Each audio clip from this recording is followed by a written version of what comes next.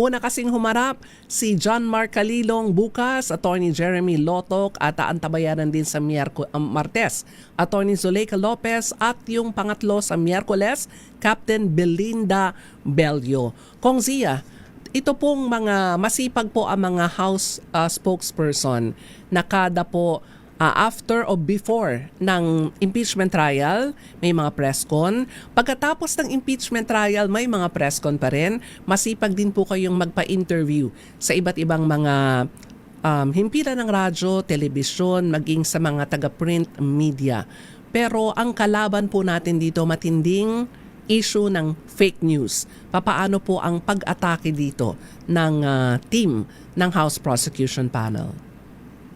Well, unang-una po, importante po itong pinag-uusapan natin dito. Ito po yung konstitusyon ang nagsasabing meron dapat accountability. Kung sino man, kung maski ano kataas ang pinuno na niyang makuha, ma-obtain in terms of position, kailangan hindi ho tumitigil ang accountability mechanism ng Constitution.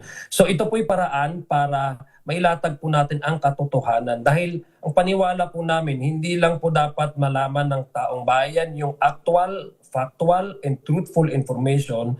Karapatan po nila ito. Karapatan po nila itong malaman ang katotohanan. Dahil ito po yung magsiset ng standard sa mga darating po na panahon. Kung alin ba talaga ang katanggap-tanggap na pag-uugali ng conduct ng isang halal na publiko, lalong-lalo na po sa mga matataas na posisyon. So kinakailangan po talaga mag-engage po sa information dissemination, maging open po tayo para ilatag po yung mga napapag-usapan sa impeachment dahil naniniwala po tayo. Hindi naman ho lahat ng ating kababayan is nakatutok. Minsan may trabaho din po. Remember, Monday, Tuesday, Wednesday, weekdays po yan eh.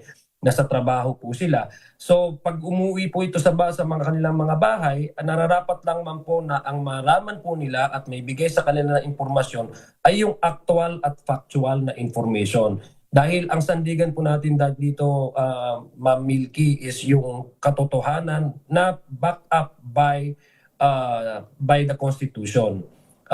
At alam po natin, ang ating Constitution ay sinulat po yan, hindi lang ho yan dokumento. Ito po yung breathing life ng isang soberanya na isang bansa. Ibig sabihin, ang siniservan po nito ay ating taong bayan. So, nararapat lamang na malaman po nila para po hindi lang bilang isang karapatan, para din po pagsugpo doon sa mga lumalabas na hindi mali at hindi tamang impormasyon na instead of makapagbigay sa kanila at maka-arrive sila into an informed decision, ay mali yung kanilang narinig at mali din yung kanilang pag-uunawa dito sa ginagawa at pinag-usapan po dito sa impeachment trial na ito.